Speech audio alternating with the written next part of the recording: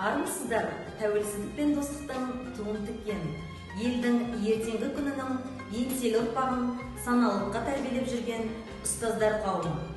Алдарыңызда бүгін білім мен білік сыналар заманда шәкірт тәрбиелеу арқылы өзін шыңдап жүрген шығармашыл ұстаз Түркістан облысы Түлкібас ауданы Әлия Молдағұл атындағы жалпы орта мектебінің қазақ тілі мен әдебиеті пәнінің мұғалімі Қойлыбаева Гүлнұр Жаңабекқызы.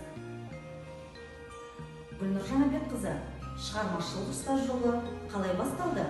Мектептің жаңа мұғалім қандай болса, мектепте сондай болмақ деп Ахмет Байтұрсынның айтқандай, ұстаздық жолында жүрек қалауымен таңдап, Әлия Молдағұл атындағы жалпы орта мектебінде 15 жылдан бері аянбай еңбек етіп келемін. Сол еңбектің арқасында керемет жетістіктерге жеттім. Шығармашылық шыңдауыңызға не себеп болды?